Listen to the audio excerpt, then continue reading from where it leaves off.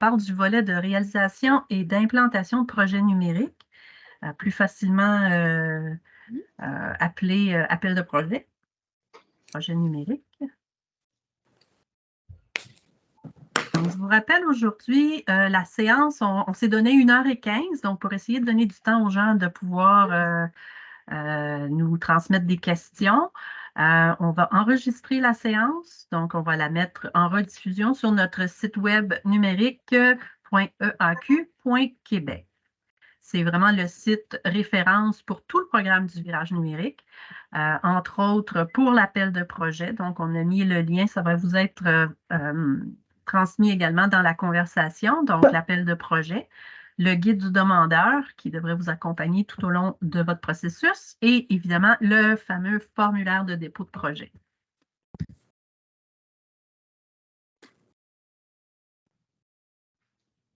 Donc, quel est le contexte pour l'entente de financement pour le programme Virage numérique? Bien, en fait, en janvier 2022, notre association Événements Traction Québec avait conclu une entente de financement avec 2 ministères, au niveau du ministère de l'Économie, Innovation et de l'Énergie, puis le ministère du Tourisme.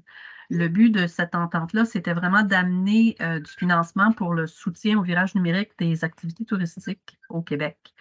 On a connu un certain succès. Peut-être que certains d'entre vous avaient à ce moment-là participé aux différents volets de sensibilisation, d'accompagnement et de réalisation de projets. Donc, l'enveloppe a été renouvelée en avril et puis ça nous permet de continuer nos activités. On a aussi dans cette enveloppe-là un mandat d'accompagnement pour les agences de voyage réceptives et forfaitistes, donc celles qui ont un impact au niveau de l'achalandage sur nos activités touristiques au Québec.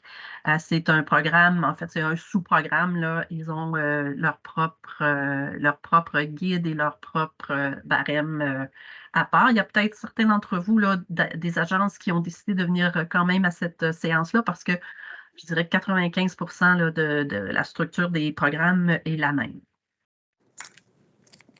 Donc, qui sommes-nous? On est vraiment une grande équipe, plus de 40 collègues, menés par François G. Chevrier, que vous connaissez peut-être déjà, avec plusieurs services au sein de Événements Attraction Québec, ce qui nous permet justement de bien gérer le type de programme qu'on vous offre. Donc, on a évidemment le service aux entreprises et aux membres. On a aussi un service de recherche et d'intelligence d'affaires au niveau du développement durable, communication, marketing, production web.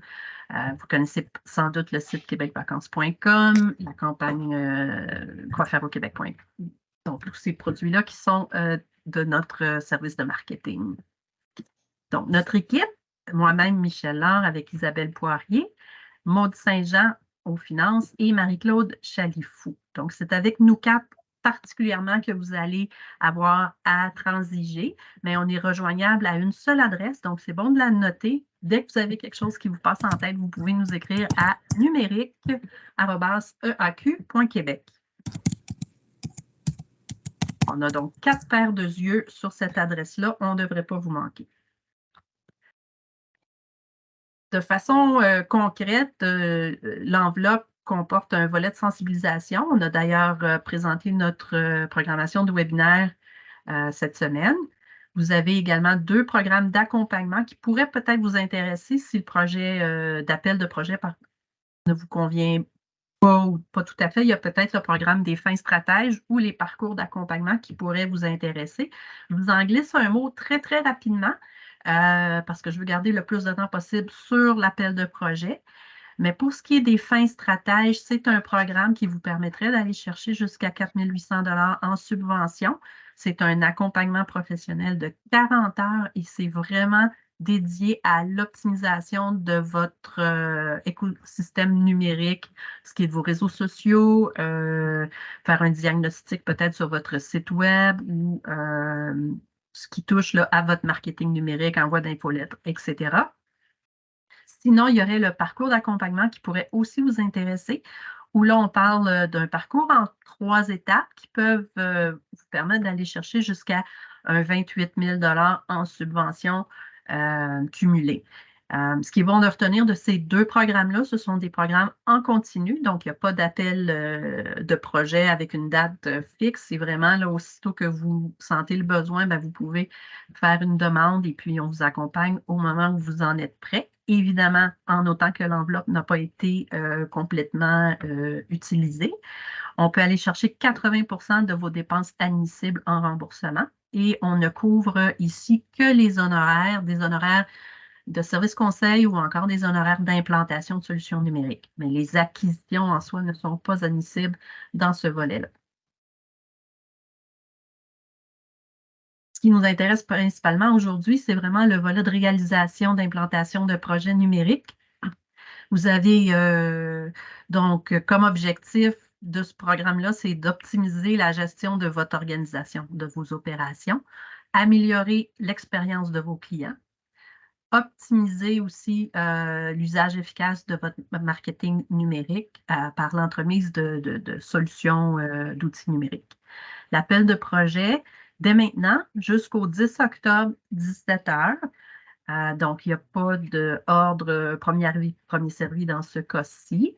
On parle de deux types de projets. Vous avez des projets individuels, donc des projets qui peuvent aller jusqu'à 60 000 en subvention, ou encore un projet collectif où chacune des organisations dans un projet collectif peut aller chercher jusqu'à un maximum de 30 000 ou jusqu'à un maximum de 150 000 cumulés. Évidemment, aujourd'hui, on va parler principalement des projets individuels. J'aurai peut-être une petite diapo à la fin là, sur le projet collectif.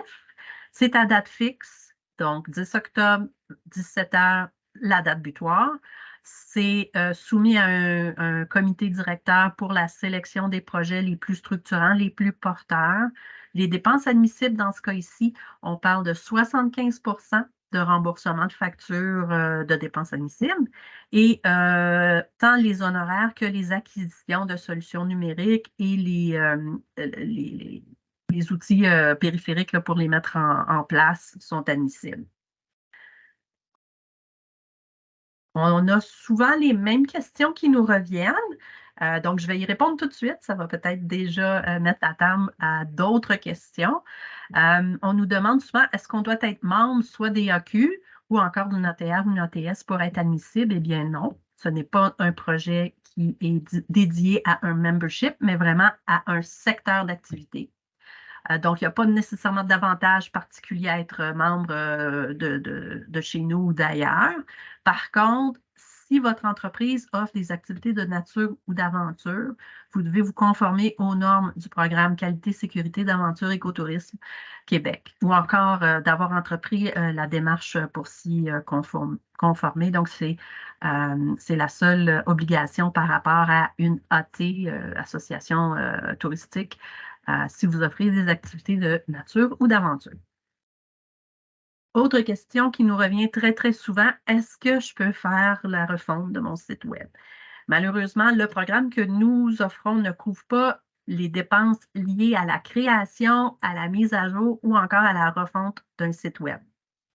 Par contre, si votre site Web a besoin d'être adapté pour accueillir une fonctionnalité, une solution numérique, un espace dédié à des utilisateurs, par exemple, à ce moment-là, la partie qui couvre l'adaptation de votre site pourrait être admissible avec justificatif. Mais la refonte d'une ligne graphique, la refonte de votre architecture, etc., malheureusement, ce n'est pas admissible. Il y a d'autres programmes qui pourraient y répondre. Je pense par exemple au programme PCAN, programme au niveau fédéral. On a un lien sur notre site Web. Je crois, et je ne suis pas maître du tout là, des critères de ce programme-là, mais je crois que ça ne s'adresse malheureusement qu'aux entreprises privées OBL. Sinon, vous pouvez toujours voir soit avec votre association touristique régionale qui pourrait peut-être aussi avoir d'autres programmes. On nous demande également très souvent, on est en train de réaliser notre projet, est-ce qu'il serait possible de le présenter? Donc, on ne peut pas présenter un projet qui a déjà été complété. Par contre, dans votre projet, il y a peut-être une phase du projet qui n'a pas encore débuté, donc vous pourriez présenter cette partie-là. Les dépenses, par contre, pour le projet ne doivent pas avoir été réalisées avant la date de dépôt de votre projet. Donc, on se rappelle, la date butoir est le 10 octobre. Disons que vous décidez de déposer votre projet le 1er octobre. Bien, à partir du 1er octobre, là, dès la date de dépôt que vous avez fait, vous allez pouvoir commencer à faire la réalisation de votre projet. Par contre, évidemment, vous allez assumer le risque de peut-être ne pas être sélectionné. Donc, il y a toujours quand même un risque financier si vous décidez de procéder de la sorte. À date, ça va? Oui, c'était beau, merci. Oui, merci beaucoup. Donc, un projet individuel, on demande à ce que les dépenses admissibles, puis on va revenir exactement sur qu'est-ce que c'est la dépense admissible, c'est une dépense minimale de 10 000 ou plus. Donc, une subvention qui serait optimisée quand on parle de dépenses admissibles, c'est une dépense qui atteindrait 80 000 donc vous pourriez aller chercher le maximum de subvention. La part de votre entreprise doit minimalement être 25 des dépenses admissibles. Donc, quand on parle du 80 000 ce qui veut dire 60 000 d'aide de soutien financier, donc le 20 000 le 25 de dépenses admissibles, basées sur des factures présentées en fin de projet. La part ne peut donc pas être des dépenses qui sont considérées non admissibles, dont des salaires. Le taux d'aide, 75 on en a déjà parlé, sans excéder le 60 000. Si vous avez des aides financières qui proviennent d'une autre source gouvernementale, fédérale, votre ATR, etc., ça ne peut pas excéder 75 d'aide. Donc, vous avez toujours votre 25 de dépenses à respecter en part d'entreprise.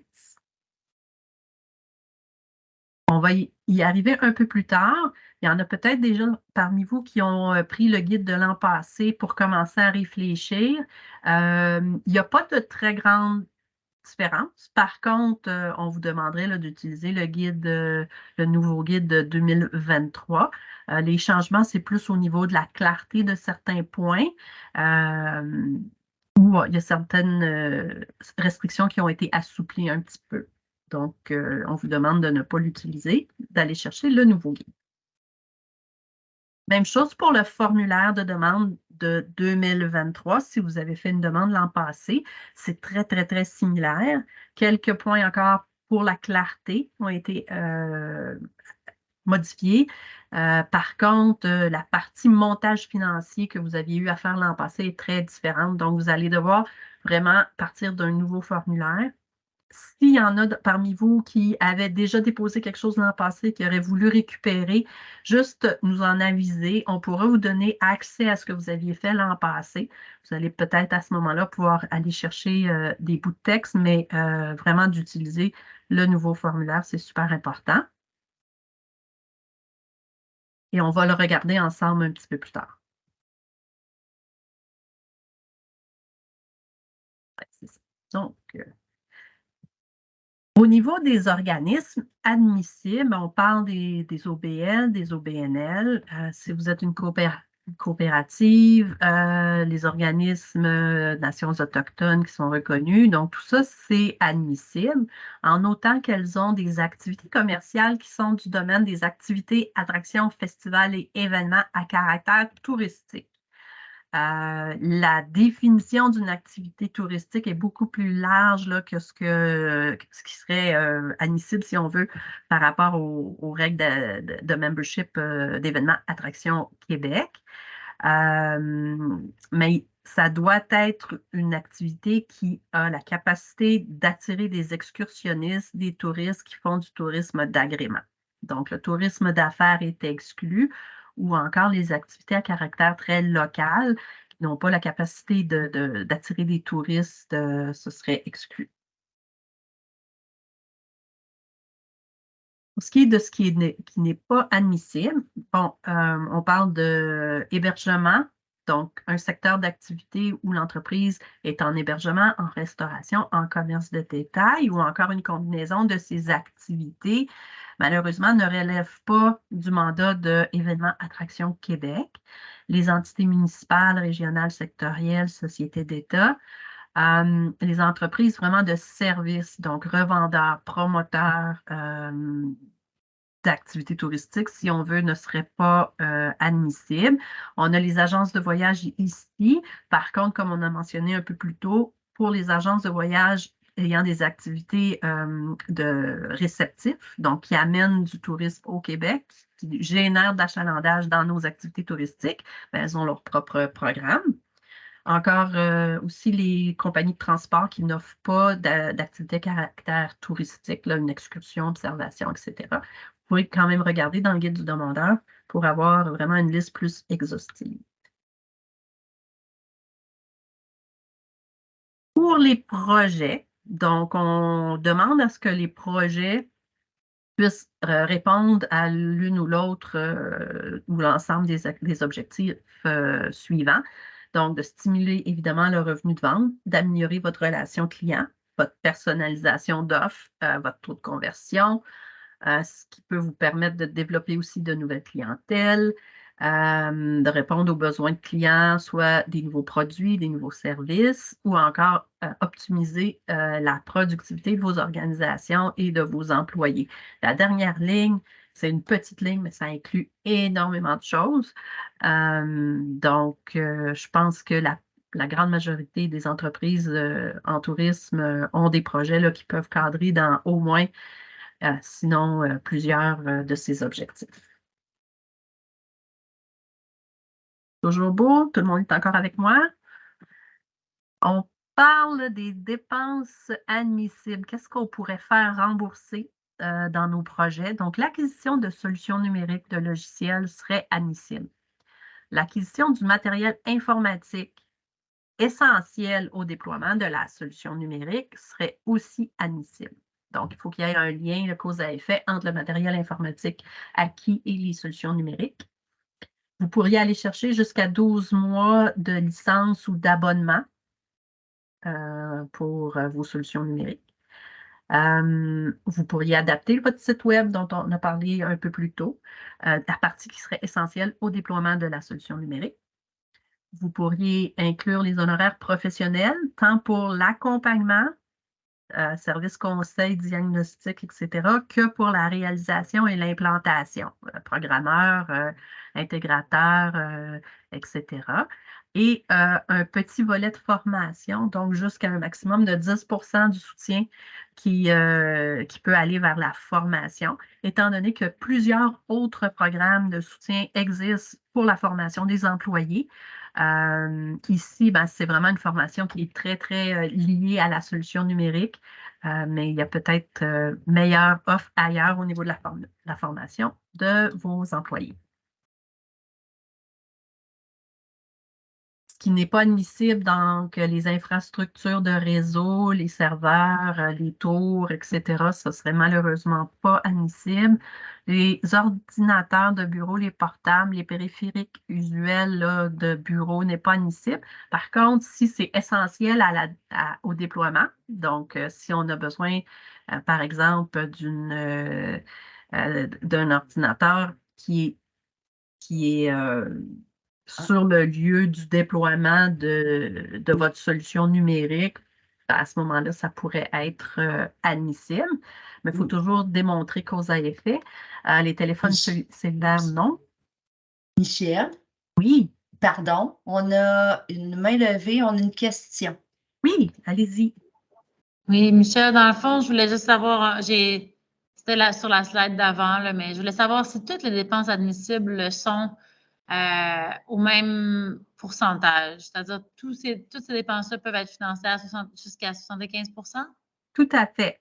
Sauf la formation, tout le reste, c'est à 75 %. Ça, c'est une des améliorations par rapport à l'an passé, où les honoraires professionnels l'an passé avaient été limités à 10 %, mais maintenant, ils peuvent l'être comme le reste. OK. Puis dans le cas, mettons, d'une solution numérique qui a déjà certaines fonctionnalités qui sont en place dans l'entreprise, mais que ça prendrait des honoraires professionnels pour vraiment l'optimiser, là.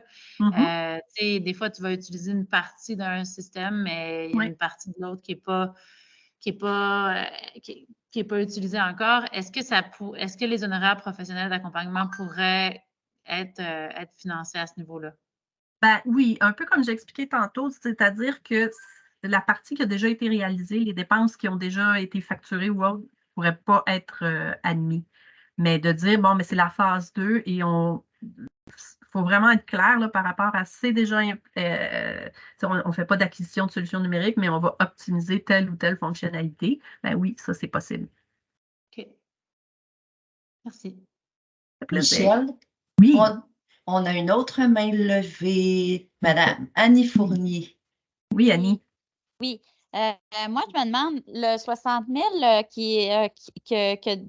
mettons, de la subvention, est-ce que c'est le total moins notre 25 ou c'est, mettons, 78 000 fois 25 fait que EAQ nous donnerait 60 000 puis nous, on paierait 19 500?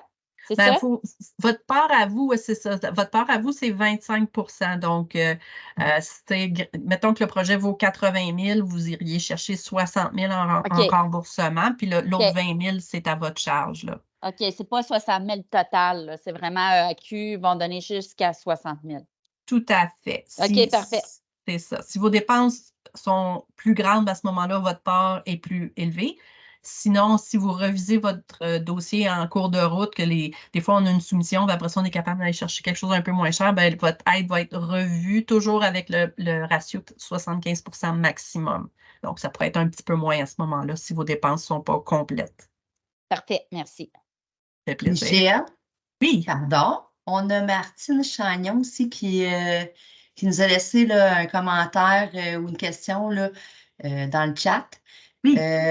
Vous dites non admissibles les entreprises dont le commerce de détail, resto, hébergement. Par contre, si le projet est présenté par une OSBL effectuant du développement économique et proposant une solution numérique permettant d'attirer les touristes et citoyens locaux dans les commerces de tout genre, dont commerce de détail, etc.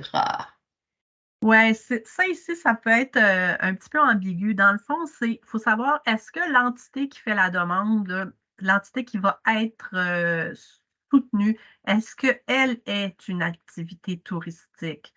Dans le cas d'une association de marchands ou d'une association, en fait, c'est pas admissible parce que l'entité n'est pas elle-même une activité touristique.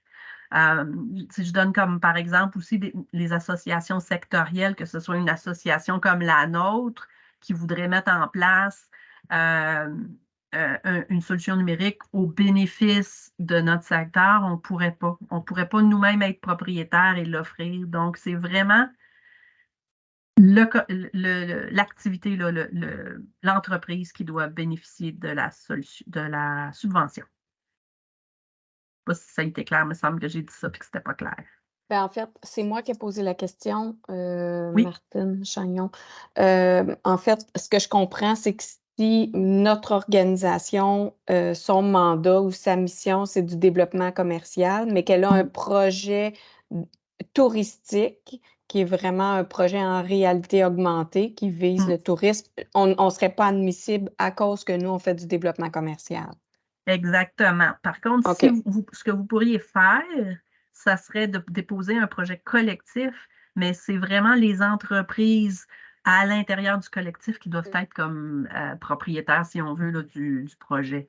Mais ces entreprises-là, s'ils sont des commerces de détail, hébergement, restauration, ils ne seront pas Ça admissibles. marcherait Ça pas. fait qu'en fait, Ouais. c'est pas possible de déposer un projet. Ben, pas avec le peu Pas pour ça. d'informations qu'on a, là. Mais si on voulait qu'on puisse en reparler là, plus en détail, ça va me faire plaisir. Mais à première vue, il me semble que ça ne le serait pas. Merci. Moi, c'est dans le même ordre d'idée, par exemple, là, mais Ouais. c'est ça, c'est que si tu sais, la compagnie demandante est un attrait touristique, mais qu'elle elle a des promotions croisées avec les hébergements, puis on est dans un processus d'intégration de données avec l'hébergement et les restaurants. Est-ce que la partie croisée entre le bateau et les hébergements, ça compterait dans ça ou il faut le mettre à part?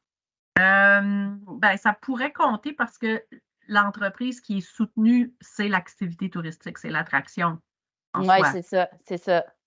Pour OK. développer Le un nouveau croisement, marché ou augmenter ses ventes, donc faire de la forfaitisation à ce moment-là, ça permet à l'activité touristique d'augmenter ses ventes. Donc oui, ça pourrait être admissible. parfait, ça répond à ma question.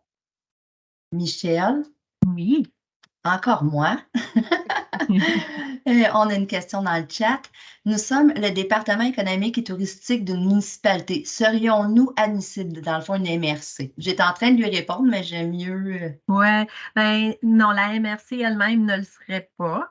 Si, par exemple, la MRC gère un festival, puis mais le festival doit avoir son propre numéro d'entreprise et serait peut-être une OBNL constituée, gérée par la MRC, mais qui a lui-même son numéro d'entreprise puis son statut d'OBNL ou d'OBL, le festival, par exemple, serait admissible, mais la corporation ou la MRC en arrière de ça, elle-même ne l'est pas.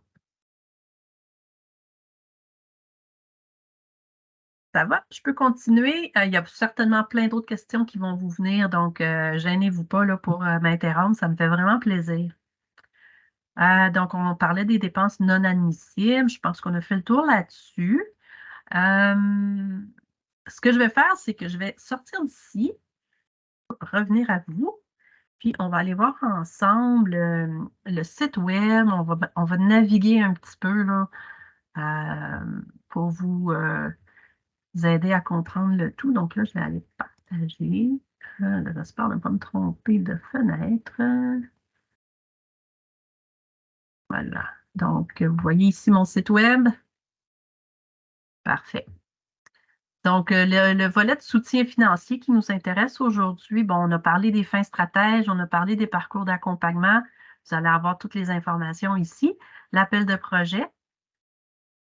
Donc, l'appel de projet, on a quelques exemples là, qui viennent vers nous sur le type de projet. On parle justement de forfaitisation dynamique là, avec l'une d'entre vous. Ça peut être aussi des projets d'expérience client au niveau de la réalité mixte, réalité augmentée. Beaucoup de projets parlent de connectivité entre vos différentes solutions. On a eu plusieurs aussi l'an passé, des projets de réservation en ligne, de billetterie, des bornes interactives. Donc, c'est toutes sortes de choses que vous pouvez vous prévaloir là, avec cet appel de projet-là. Donc, vous avez ici, si vous voulez aller le chercher chacun de votre côté, ça peut être après, il n'y a pas de souci, le guide du demandeur et le formulaire de dépôt de projet. Je vais tout de suite aller voir le formulaire ensemble. Parce qu'il y a des petits trucs pour vous aider à aller chercher le formulaire, le remplir plus facilement.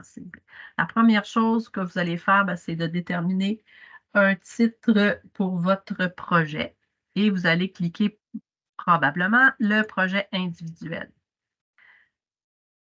Essayez de voir, est-ce que c'est assez gros pour vous? Vous voyez bien? Ou je peux peut-être essayer de le grossir un petit peu. C'est mieux comme ça? Oui, merci. Parfait. Donc, vous allez identifier votre organisme. La personne responsable qu'on va indiquer ici, c'est vraiment la personne avec laquelle on va échanger au jour le jour. Donc, pas nécessairement les dirigeants, mais la personne là, chargée de mener à bien le projet. Et ce que je veux amener à votre attention, c'est que les cases sont petites, mais vous pouvez jouer avec. Donc, ça ici, je vous avoue là, que j'ai travaillé pour EAQ plus de 10 ans et que j'ai appris ce petit truc-là la semaine passée. Fait que je suis vraiment contente de le partager avec vous. Vous pouvez jouer avec la taille des cases. Par contre, je vous suggère quand même là, de faire le travail peut-être dans un Word puis de le ramener c'est plus facile parce que j'avoue que les cases ne sont pas très grandes malgré le fait qu'on peut bouger la taille. Vous allez avoir à la fin, je ne veux pas vous étourdir, là, mais à la fin, vous allez avoir sauvegardé pour continuer plus tard. Je vous suggère de le faire de façon régulière pendant votre travail. Ça peut éviter quelques petites frustrations. Sinon, c'est vraiment d'y aller. Bon, on a vu qu'il y avait quand même de l'espace. On n'a pas limité la taille des textes, mais vous allez comprendre qu'au volume, plus vous êtes concis, plus vous êtes clair, plus que pour l'analyse derrière tout ça, ça va être plus facile. Donc, tenez-en à l'essentiel de la question. Et puis, si vous avez des pièces justificatives que vous voulez ajouter après ça, ben, vous pouvez toujours nous les faire parvenir. Ce que je voulais aussi vous montrer dans le projet, donc attendez un petit peu, sans vouloir vous... OK. Le montage financier, on en a parlé tantôt. C'est un document qui est fait dans du Excel, qui va vous être... Donc, vous allez, en cliquant dessus, ça va aller le télécharger, vous allez pouvoir l'ouvrir. Et évidemment, activer la modification. Et puis, ce document-là va vous pouvoir vous permettre de présenter les dépenses qui sont admissibles à votre projet, les dépenses qui ne le seraient pas. Les dépenses qui ne sont pas admissibles, vous n'êtes pas nécessairement obligé de nous en parler. Par contre, il peut arriver dans votre projet d'avoir une dépense qui excède le 80 000. Donc, vous avez une facture de 100 000 ben, à ce moment-là, vous allez pouvoir dire ben, la partie admissible d'acquisition, par contre, ici, puis de dire, bon, ben, effectivement, je ne suis pas capable de la rendre complètement admissible, ben, vous pourriez séparer. Ou encore, oui. Oups, là, on était... Oui. On ne voit pas ton écran pour le fichier Excel du montage numérique. Faut que tu le ramènes. Oh là là, OK. Ben oui, non, c'est vrai parce que j'ai ouvert quelque chose. Fait que là, il faut que j'aille repartager cet écran-là. Désolée, les amis. Je pensais que ça avait suivi, mais ça n'a pas suivi. C'est mieux? Oui. Désolée. Non, j'avais vraiment l'impression que ça avait suivi. Moi, je suis dans ma bulle, hein? Donc, on parlait ici là, des dépenses admissibles, du montage financier. C'est un document que vous allez télécharger et joindre par courriel là, suite au dépôt de votre projet. Et c'est ici que j'expliquais les dépenses admissibles du projet. Donc, si vous avez un devis sur l'acquisition d'une solution numérique, vous avez quelque chose au sujet d'un abonnement, bon, vous allez quand même mettre votre description, vos coûts ici. Mais si, par exemple, dans votre devis, il y a une partie qui n'est pas admissible, puis vous avez l'aide-mémoire là, qui vous dit qu'est-ce qu'il est et qu'est-ce qui ne l'est pas. Donc, dépenses non admissibles. Par exemple, dans votre devis, vous auriez la refonte du site Web et puis que vous voulez seulement nous présenter une partie de ça, bien à ce moment-là, dans votre montage financier, vous allez pouvoir l'indiquer dans la partie non admissible. S'il n'y en a pas, si vous n'avez rien là, de particulier, vous pouvez simplement laisser la partie non admissible en blanc. On va comprendre là, que de toute façon, ce que vous nous présentez ici, c'est le seul sujet là, pour votre demande de financement. Vous allez aussi indiquer le mode de financement du projet. Donc, si vous avez votre 25 en capital, en prêt ou en partenariat, et les aides cumulées. Donc, vous allez avoir la subvention que vous demandez chez nous. Et si vous avez d'autres subventions ailleurs, il faudrait les indiquer. Je pense que la version la plus récente du montage financier, la disposition, est un petit peu, je pense qu'on l'a mis en 2 colonnes. Oui. Donc, c'est le lien là, qui n'était pas tout à fait mis à jour, mais c'est essentiellement, là, c'est la même chose. Ça va pour le document montage financier? J'ai une question dans le chat. Pardon, oui. J'ai vu votre main ensuite, mais je voudrais juste On nous demande, dans le fond, c'est Julie Lapointe, pardon, qui demande est-ce que des projets pour optimiser un bureau d'information touristique sont admissibles? Exemple, IA ou autre développement numérique. Non, parce que le bureau d'information touristique en soi n'est pas une attraction touristique. C'est un service, donc les BIT, c'est malheureusement pas admissible. Il n'y a pas de dans le problème. projet. C'était ce que j'avais cru comprendre. Je voulais juste m'en assurer là, Ouais. au cas où que j'avais mal compris. Non, c'est ça. Fait que c'est malheureusement étant un service et non pas une activité touristique. Ça ne serait pas admissible. Nancy Perrault également a soulevé la main. Elle a la main levée, une question. Oui. Oui, bonjour. J'aimerais savoir, dans le fond, dans le formulaire, là, c'est écrit « Je m'engage à fournir aux représentants d'événements d'Attraction Québec les états financiers les plus récents de mon entreprise. » Oui. Puis notre question, c'est est-ce que c'est obligatoire d'envoyer les états financiers de la dernière année? Dans le fond, laquelle vous vouliez avoir? Ceux que vous avez, là, les plus récents, on réalise les années financières, c'est toujours un peu différent d'une entreprise à l'autre. Fait que les derniers qui ont été produits. Complétés. Oui. Parfait. Puis, une autre question, si vous voulez me donner un autre temps, c'est concernant les autres subventions qu'on fait les demandes, même si on n'a pas des réponses, est-ce qu'on les écrit ou c'est seulement ceux qui ont été acceptés? Non, vous les écrivez parce que ça peut venir, là, vous pouvez mettre, par exemple, que vous avez demandé auprès de votre ATR ou auprès de PECAN, mais c'est des subventions qui ont rapport au même projet. C'est ça, là. Donc, qui seraient dans le même montage financier pour les mêmes services. Il faudrait les indiquer. Vous pourriez à ce moment-là dire en attente ou de nous indiquer simplement que ça fait partie de votre montage, là.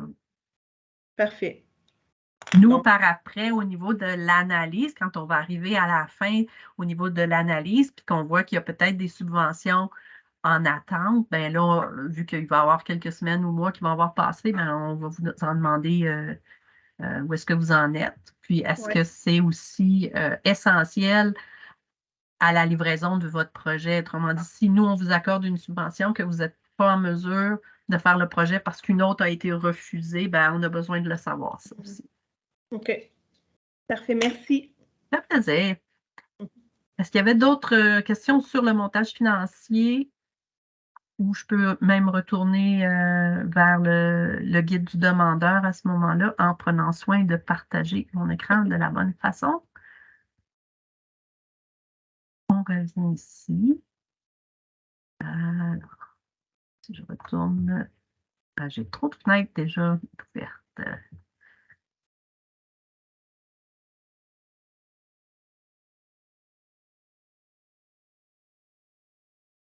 Donc, on avait, juste peut-être terminé avec le formulaire. Donc, à la déclaration, c'est vraiment la personne responsable. Donc, ce n'est plus là, la personne qui gère le projet, mais c'est vraiment le signataire autorisé. Et on demande à ce qu'une lettre du propriétaire, président ou encore une résolution du conseil d'administration autorisant ce projet-là doit être incluse. Donc, la dernière partie ici, c'est vraiment comme la signature, si on veut, là, de la personne responsable.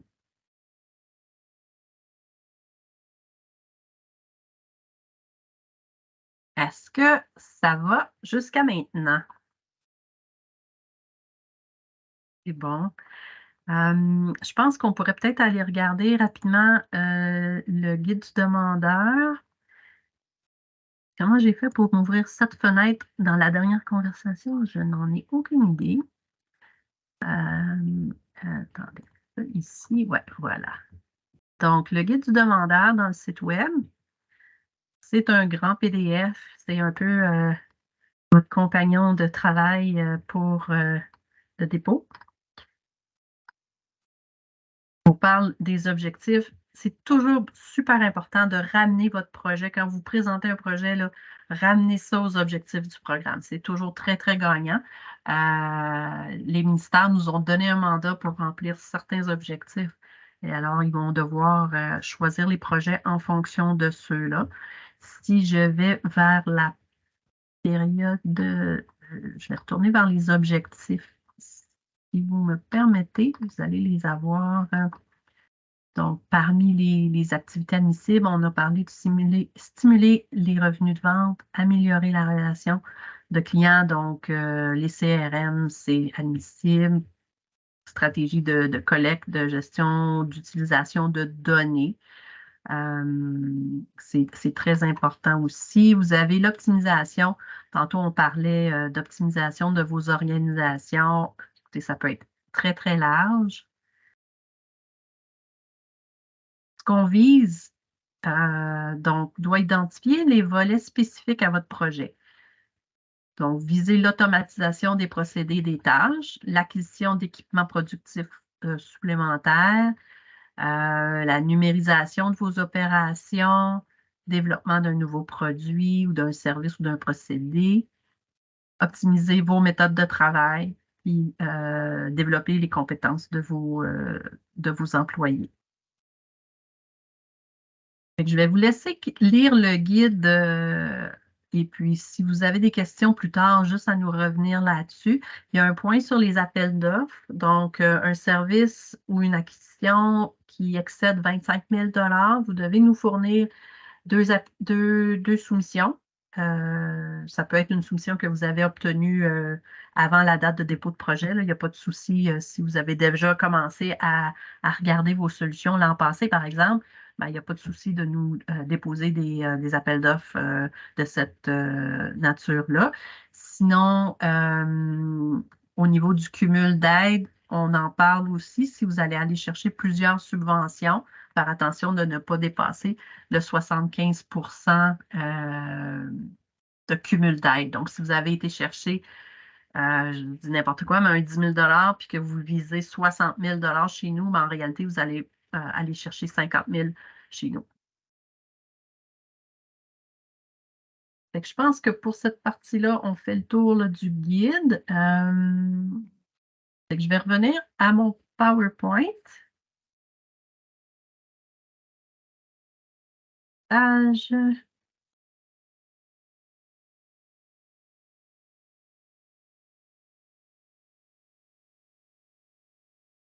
Donc, les petits trucs que je vous donnais, donc écrire les textes dans Word, les recopier, ça peut être facile. Cliquez sur le coin inférieur du bas, comme je vous ai montré, pour agrandir votre fenêtre, pour être capable de bien voir. Sauvegarder régulièrement votre formulaire. Et puis, le montage financier, c'est un document que vous devez télécharger à partir du formulaire que vous allez nous envoyer ensuite par courriel. Michel? Oui. Encore moi qui te coupe la parole. Non, c'est bon. Désolée. On a Mélissa qui nous demande, est-ce que le 25 000 est avant ou après taxe? Avant taxe. Tout, c'est toujours avant taxe. Les taxes ne sont pas admissibles là, à moins d'avoir un statut spécial où vous n'êtes pas en mesure, vous ne réclamez pas vos taxes, mais les taxes ne sont pas admissibles aux subventions. C'est aussi pas une combinaison c'est pas la valeur de votre projet au total. C'est que si vous avez dans votre projet un projet de 80 000, mais que vous avez 4 parties de 20 000, ben, 4 fournisseurs de 20 000, il n'y a pas d'appel de projet, d'appel d'offres à aller chercher à ce moment-là.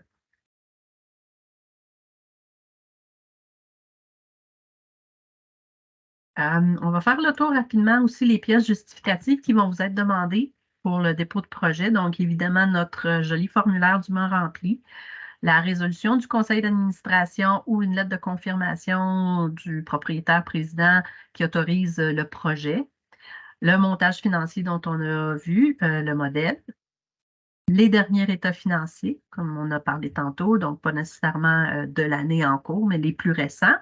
Le plan de mise en œuvre ou le cahier de charge si vous l'avez déjà.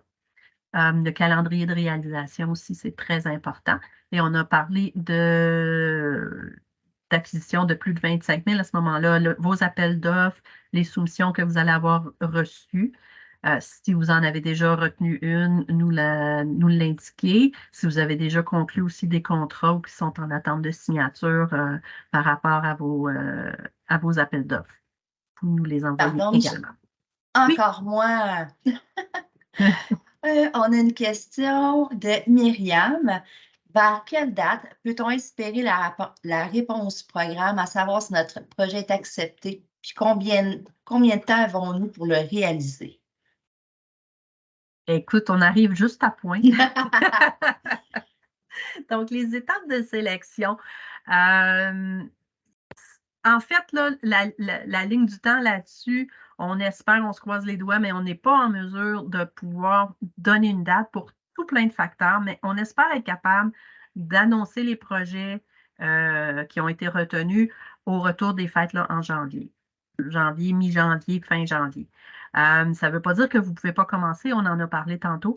Si vous êtes en mesure de le faire, vous pouvez le faire tout en assumant le risque financier si jamais vous n'étiez pas sélectionné.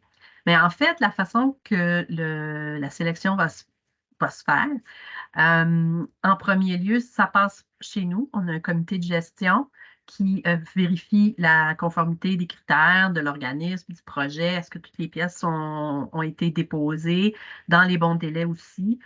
Donc, le délai étant le 10 octobre 2023. Ensuite, on va s'assurer de répondre à 5 grands objectifs. Donc, est-ce que le projet s'inscrit dans les orientations stratégiques du demandeur? Ça, vous allez nous l'expliquer dans votre formulaire. Donc, s'il y a eu des résolutions qui ont été faites, si vous avez un plan de déploiement de stratégie, à ce moment-là, ce serait intéressant de nous en faire part. Si vous avez un potentiel de retombée touristique sur le Québec en général, là, donc de nous expliquer un petit peu en quoi votre projet pourrait présenter un potentiel de retombée intéressante, que votre montage financier soit complet et réaliste. Et puis, c'est là qu'on parlait tantôt, s'il y a des subventions à venir ailleurs, mais que vous n'avez pas encore votre OK, ça ne veut pas dire que vous allez être refusé chez nous, mais simplement de nous l'indiquer pour avoir un portrait réaliste de votre situation.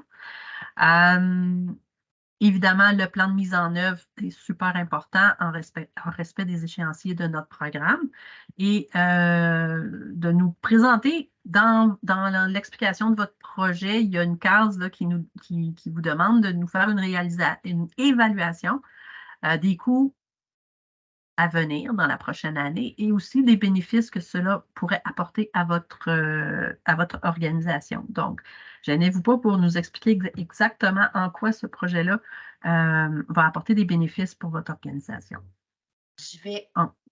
Je dois te poser encore, je t'interromps. Oui. On a 2 questions. Oui. On a Roxane qui nous dit « La destination de Noël est une entreprise touristique OBL unique qui offre plusieurs activités, services, ateliers, cours, etc. Elle possède une boutique et est à créer un espace d'interprétation sur l'histoire des célébrations de Noël, incluant des visites et tout ça. Est-ce que ça serait admissible? » À première vue, oui. C'est pas parce qu'on a un commerce de détail sur les lieux ou que ça fait partie de nos activités que ça vous rend non admissible. C'est vraiment à savoir le projet que vous présentez comporte une activité qui a le potentiel d'attirer des touristes ou des excursionnistes. Fait à première vue, ça me semble admissible. Là. Et on a Mélissa. Est-ce qu'on a un modèle, un plan de mise en œuvre, un cahier de charge? Est-ce qu'on en a des modèles? Puis, si on n'en a pas, quelles choses sont à y mettre? Si nous, on a... Oui, ça ne me vient pas à l'idée qu'on en ait. Je pourrais m'informer peut-être au niveau de notre service aux membres si on en a. Là, c'est possible. À première vue, j'en ai pas. Je sais que sur Internet, là, on trouve de tout. Fait qu'il y a peut-être des modèles là, que vous pourriez trouver en ligne avec quelques petites recherches de mots-clés. Mais en gros, ce qu'on recherche dans votre plan de mise en action, c'est à savoir c'est qui fait quoi, qui est en charge chez vous. Est-ce que vous avez une personne qui est responsable? Et si oui, de nous expliquer un petit peu, là, ça va être quoi son rôle, ses tâches dans un échéancier. Au niveau des solutions numériques, si vous avez un chargé de projet, soit externe ou un conseiller externe. Donc, de nous faire un peu le squelette de ce que ça aura l'air votre mise en œuvre. C'est un plan directeur, là. On ne s'entend pas à avoir jour pour jour tout ce que vous allez faire, mais ça peut être comme en premier lieu, il faut faire un diagnostic de telle chose, il faut mettre en place telle autre chose. En deuxième lieu, telle autre tâche doit être accomplie. Puis de donner, bon, ça va prendre peut-être 3 mois pour l'intégration de la solution. Donc, c'est vraiment le squelette de votre plan de mise en œuvre qu'on a besoin. Ça fait-tu du sens? Encore une fois, des fois, j'ai l'impression que je ne suis pas claire, mais je suis certaine que des modèles peuvent être facilement accessibles en ligne. La personne nous a répondu que oui, merci, tes explications étaient claires. OK, tant mieux. Phew. Continue avec la troisième étape de notre modèle de sélection. Fait qu'encore une fois, on revient aux objectifs du programme dans votre présentation. C'est super important de nous dire comment votre projet répond aux objectifs du programme. On a une grille d'évaluation qui est pondérée, qui regarde un peu les technologies, les expertises, la capacité de votre organisation de mener à bien le projet par rapport aux réponses que vous allez avoir fournies dans le formulaire. On va indiquer des observations, par exemple, à quel point on identifie que le projet est structurant au niveau de la transformation numérique de votre organisation, si vous avez bien répondu aux retombées touristiques qui peuvent être marquantes, soit pour votre secteur, pour la région, pour vous-même, votre entreprise. Évidemment, un dossier qui est préparé avec soin, qui contient toutes les informations, qui présente une belle démarche, c'est toujours intéressant. Si jamais votre dossier est appuyé soit par d'autres bailleurs de fonds, donc d'autres subventions, si vous avez des lettres d'appui de votre secteur, de votre ATR ou autre, c'est toujours important aussi de nous les indiquer. Ou si vous avez déjà fait une démarche d'accompagnement, que vous avez déjà en main un diagnostic ou un rapport d'expert, des recommandations, c'est aussi important de nous le faire savoir pour démontrer là, que votre démarche est appuyée.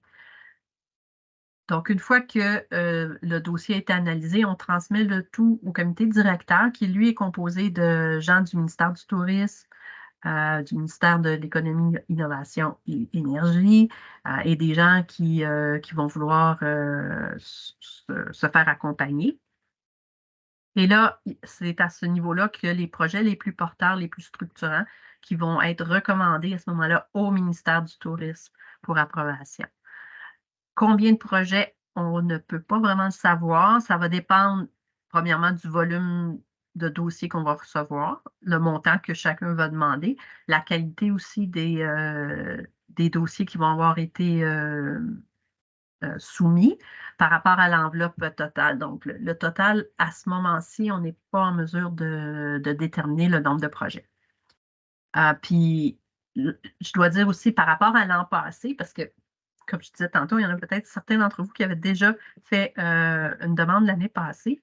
Il y a malheureusement pour beaucoup, et ce n'est pas parce que leur projet était plate ou poche ou mal fait, c'est qu'il y a eu une demande qui a largement surpassé l'enveloppe disponible.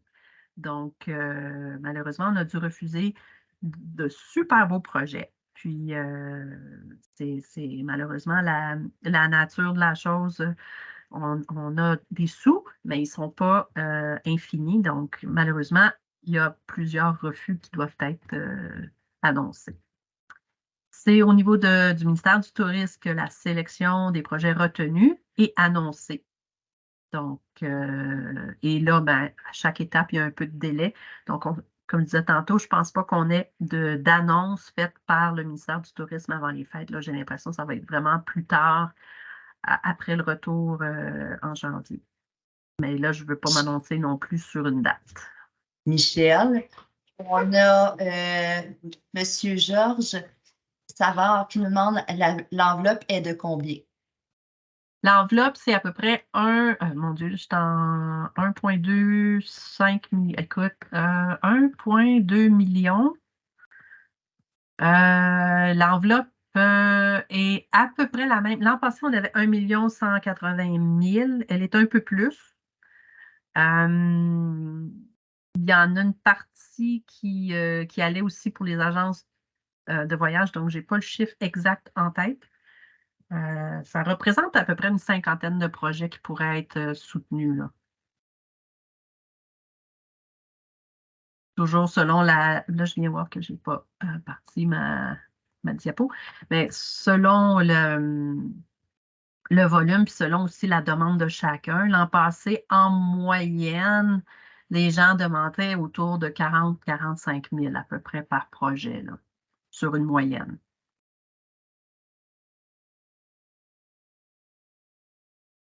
Ça répond à vos questions? On n'a rien d'autre jusqu'à présent. Ah, ben écoute, je fais vraiment un survol super rapide pour les projets collectifs, s'il y en avait d'entre vous qui pensaient regarder le projet collectif. En fait, c'est un projet commun à 2 organismes ou plus, dont les dépenses sont de 10 000 $ ou plus. On a le même maximum de dépenses admissibles à 75 %.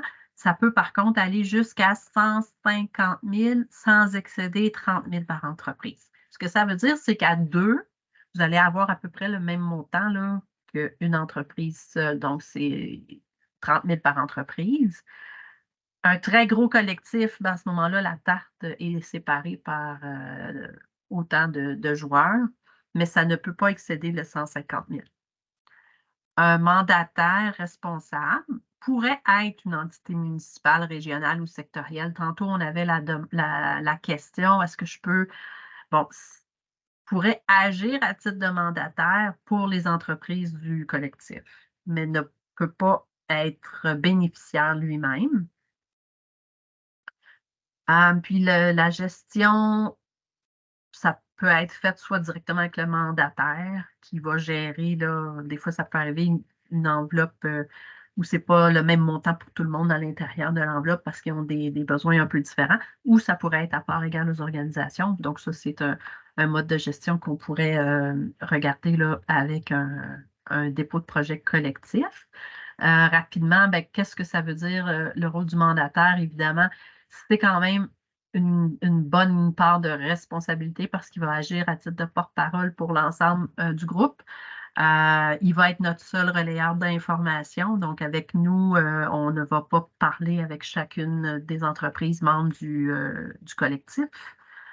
Et il va faire évidemment toute la gestion au niveau de la demande, mais également en fin de mandat, là, au niveau de tout ce qui est reddition de comptes, présentation de factures, etc., etc. Donc, c'est quand même une tâche assez importante là, pour quelqu'un qui se porte mandataire d'un collectif.